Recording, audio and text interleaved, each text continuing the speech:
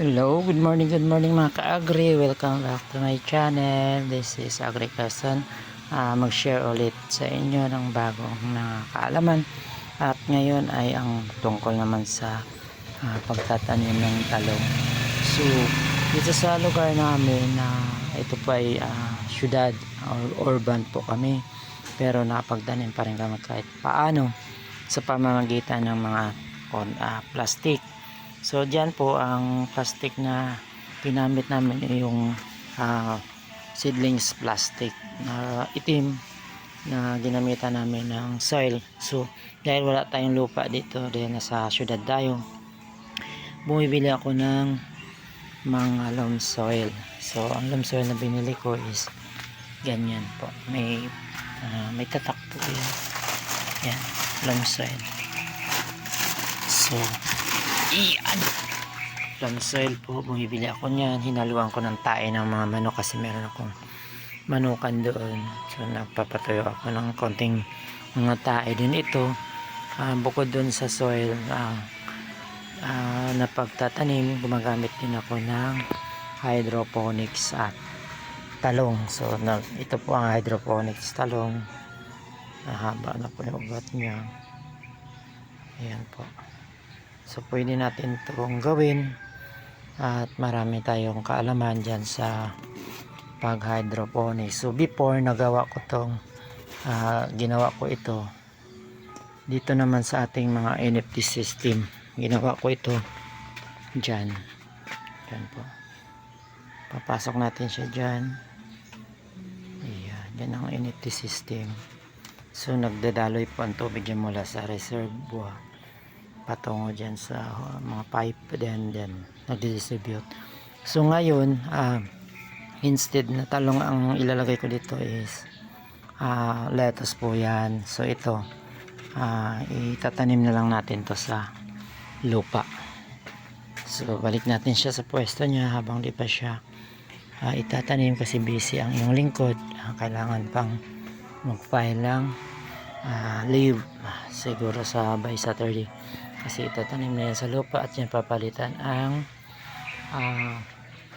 lettuce. So meron naman tayo mga crop dyan na before na ang ating mga talong ay napabunga natin sa hydroponics. So pero hindi natin gagawin ngayon kasi mas malaki ang demand sa ating mga hydroponics lettuce. Yan po, ita-transplant na po yan by Saturday. So mag-ano na siya, 15 days old.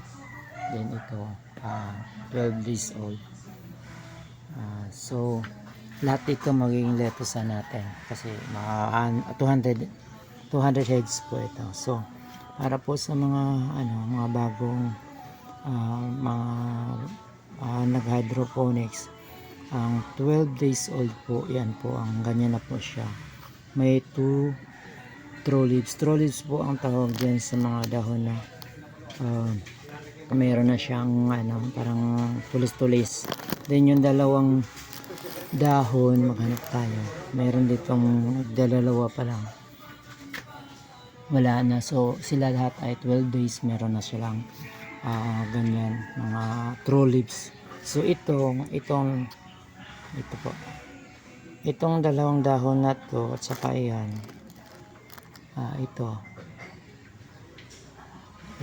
itong dahon na to ito at saka ito, yun ang unang dahon, yun ang tinatawag na cotyledon leaves.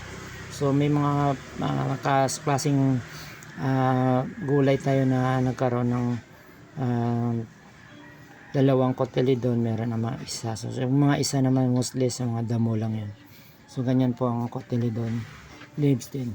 Yung true leaves natin is ito na po yung dalawa na may parang patulis. So pagdating ng 15 days magiging 3 na yan. So hanap tayo dito sa 15 days old kung meron na 3 true leaves. Yan, meron na siyang 3 true leaves dahil 15 days na siya. So pwede na siya i-transplant or ilipat na lang kasi direct sowing po yung ginawa ko.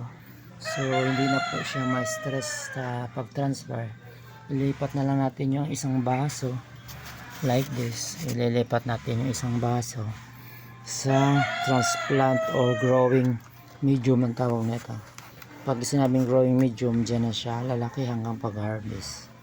So yan po, by Saturday pa po natin gawin to kasi wala tayong time ngayon papapasok sa work. Then yan po, yung mga talong pa. So marami pa yan sa labas, meron tayong mga ganyan.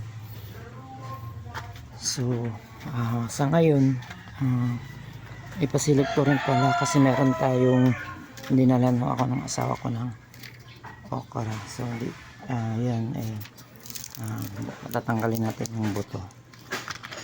Wait lang.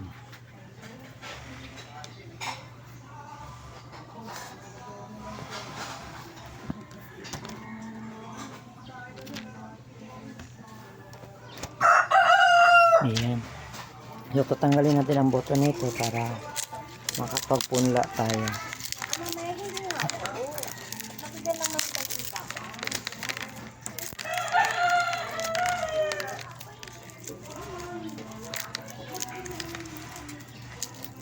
So ito po, harvest po natin to. Harvest ko to sa farm. Dinala ng asawa ko kahapon para makapagpunla tayo. Ang variety po nito is hindi po siya same sa variety ng sa palengke na nakikita niyo sa palengke. Ang variety nito is malalaki.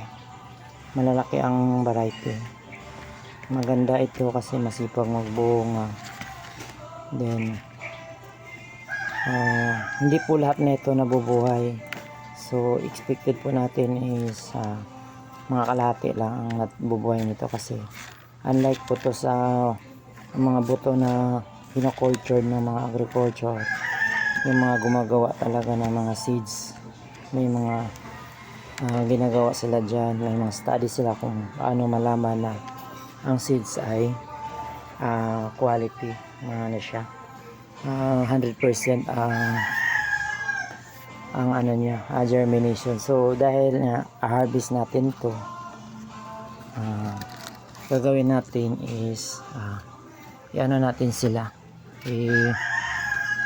patutubuin natin sila dito dito muna sila habang mag-germinate sila. Pagka na-germinate na, saka lang natin ililipat para hindi tayo masasayangan ng mga gamit, mga cups na paggagamitan natin. Yan. So after niyan mag-germinate, saka lang natin ilipat sa cup. Dito maglalagay tayo ng ito, coco peat. So pwede lupa din, pwede rin yung coco peat kasi ito mga pinagamitan at pinag-harvestan. So i-transfer natin dito pag nag-germinate na ito ng isa-isa. So meron din tayong ampalaya. Nagpunla rin ako ng palaya kahapon. Ito na siya. So by 3 days siguro mag-germinate na yan. Kahapon lang yan. So ayan po, thank you very much sa mga nanood, subscribers at saka mga nag-click na notification para updated kayo sa akin mga videos. So that's all for today kasi matutulog ako, may pasok mamaya, nag-drive ako ng forklift. So I need ng sleep para hindi antukin sa pagmamaneho. Thank you very much. Bye bye.